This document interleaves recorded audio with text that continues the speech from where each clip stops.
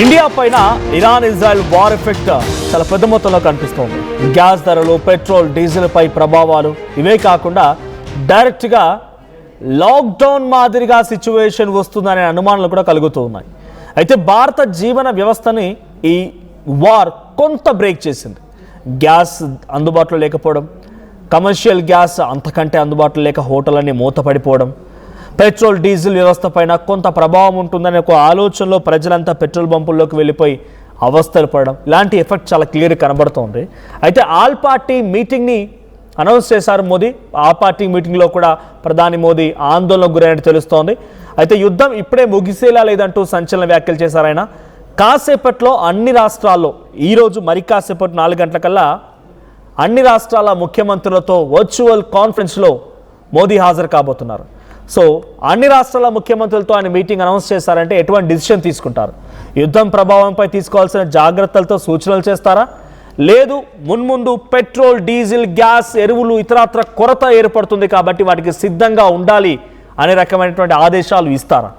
Corona లాంటి situation కాకపోయినా ఆర్థిక వ్యవస్థ, జీవన స్థితిగతులపై మాత్రం ఈ యుద్ధం తీవ్రమైన ప్రభావం చూపించే అవకాశం ఉంది. ప్రస్తుత పరిస్థితులను మినీ లాక్డౌన్గా అభివర్ణిస్తున్నది కేంద్రం. మళ్ళీ వర్క్ ఫ్రమ్ హోమ్ తప్పదంటోంది కేంద్ర ప్రభుత్వం. 4 రోజులు ఆఫీస్, 3 రోజులు ఇంట్లోనే. ఇప్పటికే హైదరాబాద్ ఐటీ సెక్టార్లో దాదాపుగా ఈ టెన్షన్ మొదలైంది. ఆటోలు, క్యాబులు, బైక్ల పైన పెట్రోల్ ఎఫెక్ట్ కనబడుతోంది. హోటల్స్, మాల్స్ పై యుద్ధ ప్రభావం కనబడుతోంది. మెట్రో సిటీ అయినటువంటి హైదరాబాద్, ఢిల్లీ, ముంబై, చెన్నై, బెంగళూరు వీటన్నిటిలో కూడా సీరియస్ మినీ లాక్డౌన్ సిచ్యువేషన్ కనబడుతోంది. ఇప్పటికీ ఆల్మోస్ట్ హైబ్రిడ్ మోడల్ ఇంప్లిమెంట్ చేస్తున్న ఐటీ కంపెనీ అన్నీ కూడా వారానికి 1-2 రోజులట్టుగా ఇంప్లిమెంట్ చేస్తున్నాయి. అది మరింత స్ట్రిక్ట్ చేయబోతున్నాయి. 1-2 కంపెనీలు ఆల్రెడీ వర్క్ ఫ్రమ్ ఆఫీస్ తీసుకొచ్చాయి, హైబ్రిడ్ మోడల్ ఎత్తేసాయి. సో ఇప్పుడు అవి కూడా మళ్ళీ ఐటీ రంగంలో హైదరాబాద్, బెంగళూరు నగరాల్లో తిరిగి వర్క్ ఫ్రమ్ హోమ్ అనౌన్స్ చేయాల్సిన పరిస్థితి వచ్చింది. సో యుద్ధం ఆగే వరకు సిఎన్జి కష్టాలు కూడా తప్ప ఉంటుంది. కేంద్రం ప్రత్యామ్నాయాలపైన ఇప్పుడు ఫోకస్ చేయబోతోంది. సో ప్రజెంట్ ఐటీ ఎంప్లాయీస్ ఎవరైనా కనుక ఉంటే మీ ఫ్రెండ్స్లో వెంటనే వారికి లైవ్ లింక్ని షేర్ చేయండి. బికాజ్ కేంద్రం ఈరోజు రాష్ట్రాల ముఖ్యమంత్రులతో భేటీ తర్వాత ఈ నిర్ణయం తీసుకునే అవకాశం ఉంది. సో వర్క్ ఫ్రమ్ ఆఫీస్ ఎవరైతే కొన్ని ఇంప్లిమెంట్ చేస్తున్నాయో పలు కంపెనీలు అన్నీ కూడా అవి సాయంత్రానికల్లా ఇటు ముఖ్యమంత్రులతో భేటీ తర్వాత ఈరోజు లేదా బెటర్ మండే వరకల్లా ఒక గుడ్ న్యూస్ వచ్చే అవకాశం ఉంది ఐటీ ఎంప్లాయీస్కి. సో వర్క్ ఫ్రమ్ హోమ్ ఇవ్వబోతూ ఉన్నారు.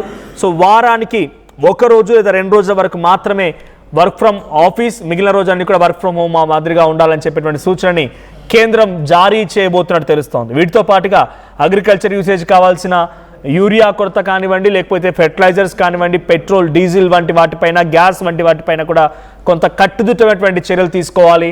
సో వాటి విషయంలో ఇంప్లిమెంటేషన్కి సాధ్యం కాకపోవచ్చు, ఇంప్లిమెంటేషన్ ఆ స్థాయిలో ఊహించిన స్థాయిలో ఉండకపోవచ్చు అనేటువంటి మాటని కేంద్రం ఈరోజు రాష్ట్రాల ముఖ్యమంత్రులతో చెప్పే అవకాశం ఉంది. సో మా ప్రతినిధి మధు ఉన్నారు సిద్ధంగా ఫోన్ లైన్లో. మధు, సో ఈరోజు రాష్ట్రాల ముఖ్యమంత్రులతో ప్రధాని మోదీ భేటీ అవుతున్నారు.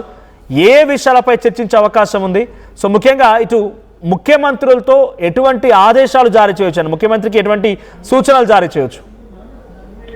ఇప్పటికే ఆల్ పార్టీ మీటింగ్ ఏర్పాటు చేశారు ఢిల్లీలో రాజ్నాథ్ సింగ్ ఆధ్వర్యంలో. నిన్న ఈ రోజేమో డైరెక్ట్ గా ప్రధాని నరేంద్ర మోదీ రాష్ట్ర ముఖ్యమంత్రులతో ఒక కీలకమైనటువంటి ఇన్ఫర్మేషన్ షేర్ చేసుకోనున్నారు. యుద్ధం వల్ల జరుగుతున్నటువంటి పరిస్థితులు, ఉత్పన్నమవుతున్నటువంటి పరిస్థితులను ఎట్లా ఎదుర్కోవాలి, ఇది ఎంత మేర దీర్ఘకాలికంగా ఉంటుంది, ఎలాంటి ఎఫెక్ట్ ఉంటుంది అనేటువంటిది. సాధారణంగా మనం చూసాం కరోనా టైంలో ప్రభుత్వమే నిబంధనలు విధించినటువంటి పరిస్థితి, పరిమితి విధించింది. టైమింగ్ ఇచ్చి ఉదయం పూట, సాయంత్రం పూట మాత్రమే కేవలం కొంత సడలింపు ఇచ్చినటువంటి సిచ్యువేషన్, పోలీస్ పర్మిషన్ ఇచ్చి, అంటే ప్రభుత్వం అన్ని వసతులు ఉన్నా స్తంభింపజేసినటువంటి సిచ్యువేషన్. కానీ ఇది విపత్కర పరిస్థితి. ఒక్క భారతే కాదు, సేమ్ కరోనా లాగా ప్రపంచం ఎదుర్కొంటున్నటువంటి సమస్యగా మారిపోయే అవకాశం ఉంది. అది అన్ని ప్రపంచ దేశాల పైన ఎఫెక్ట్ పడనుంది. అందులో ముఖ్యంగా భారత్ పైన కూడా ఎఫెక్ట్ పడనుంది. 140 కోట్ల మంది జనాభా స్తంభించిపోయే అవకాశం ఉంది. రవాణా వ్యవస్థ పూర్తిగా కుంటుపడేటువంటి అవకాశం ఉంది. పెట్రోల్, డీజిల్, గ్యాస్ ఇది 60 రోజులకు సరిపడా నిల్వలు భారతదేశంలో ప్రస్తుతం ఉన్నాయి. కానీ ఈ యుద్ధం ఎఫెక్ట్ వల్ల అవి కోలుకోవడానికి ఇది ఒక 6 నెలల నుంచి 8 నెలల సమయానికి పైగా పట్టే అవకాశం ఉందని అంచనా వేస్తా ఉన్నారు దీనికి సంబంధించిన నిపుణులు.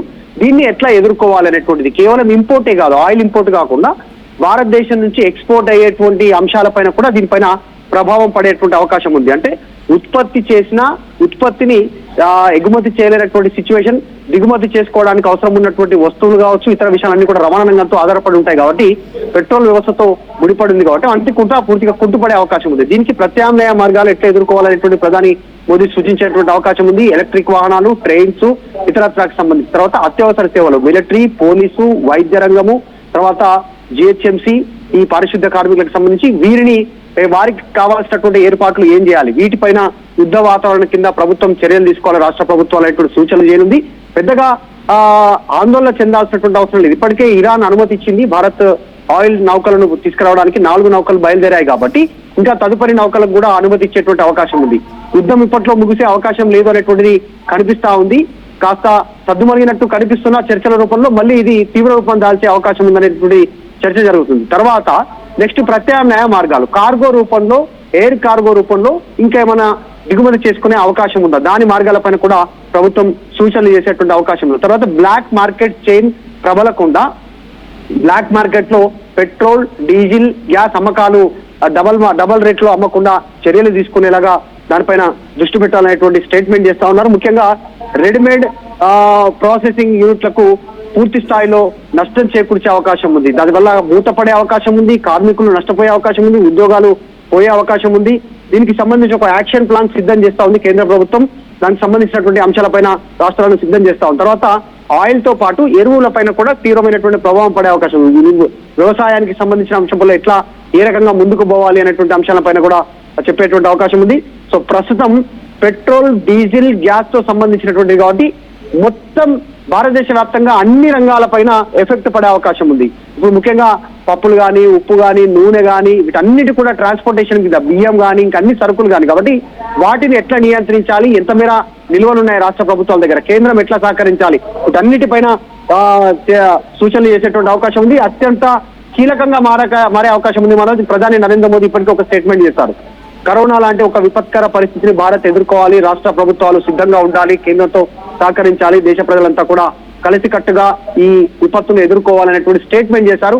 దీర్ఘకాలిక ఎఫెక్ట్ ఉండే అవకాశం ఉంది. ఒక భారతే కాదు, చైనా కావచ్చు, శ్రీలంక కావచ్చు, బంగ్లాదేశ్ కావచ్చు, పాకిస్తాన్ కావచ్చు, ఆస్ట్రేలియా కావచ్చు, ఇలా అన్ని దేశాలపైన ఎఫెక్ట్ ఉంది. కాబట్టి భారత్ దీనికి సంబంధించినటువంటి సమాయత్తం అవుతా ఉంది. ఇప్పటికీ అన్ని దేశాల అధిపతులతో నరేంద్ర మోదీ మాట్లాడుతూ ఉన్నారు.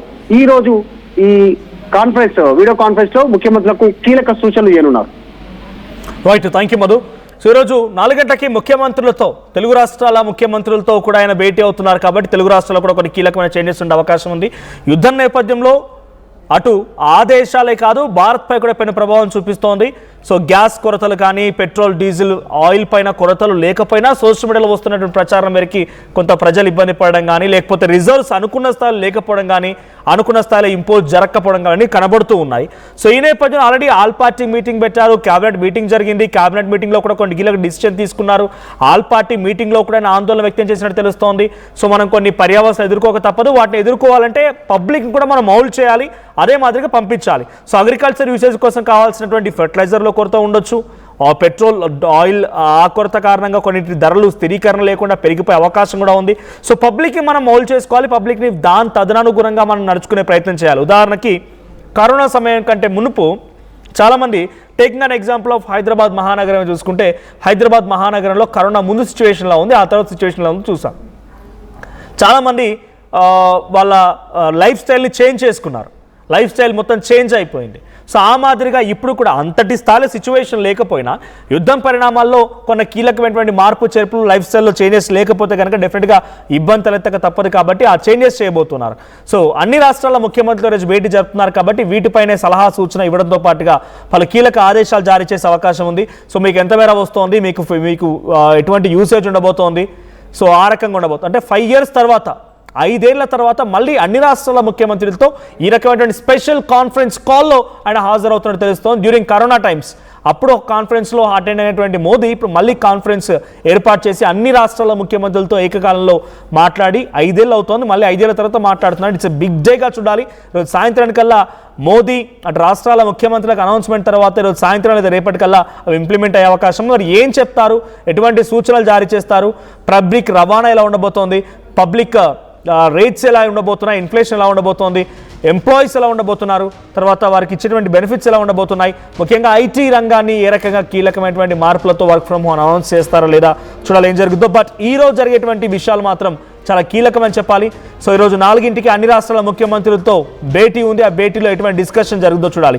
సో మీరేం ఎక్స్పెక్ట్ చేస్తున్నారు? ఇప్పుడున్న సిచ్యువేషన్ చూసిన తర్వాత మీకు ఏదైతే బాగుంటుంది అనిపిస్తుంది? అంటే గ్యాస్ ధరలు పెరిగిపోవడంతో ఎలక్ట్రానిక్ వస్తువుల ధరలను తగ్గించాలనుకుంటున్నారా? అంటే ఆల్టర్నేట్గా ఇండక్షన్ వైపు వెళ్ళడానికి అవకాశం ఉంటుంది కాబట్టి గ్యాస్ ధరలు పెరిగిపోవడం, గ్యాస్ అందుబాటులో లేకపోవడంతో ఇండక్షన్ లాంటి ఆల్టర్నేట్ వైపు వెళ్ళాలంటే ఎలక్ట్రానిక్ వస్తువుల ధరలు తగ్గాలనుకుంటున్నారా? లేదు పెట్రోల్ డీజిల్ ధరలకు సంబంధించి పెరగడం కానీ లేకపోతే అవి అందుబాటులో లేవు కాబట్టి ఎలక్ట్రానిక్ వెహికల్స్ వైపుగా వెళ్తే ఎలక్ట్రానిక్ వెహికల్స్ ధరలు తగ్గాలనుకుంటున్నారా? సో ఆల్టర్నేట్ ఆప్షన్స్ అంటే ఏం చూస్ చేసుకుంటున్నారు?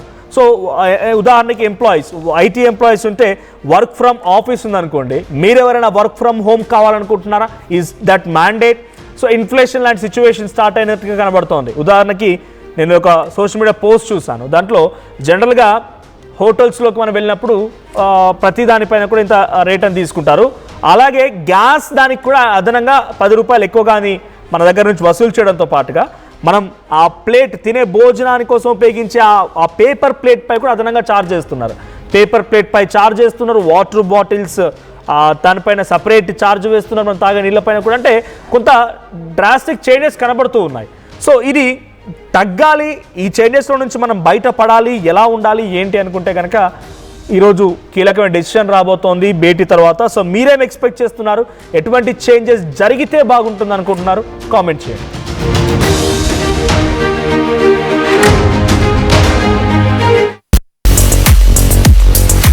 At KL, we help you turn your interests into skill sets. KL deemed to be university.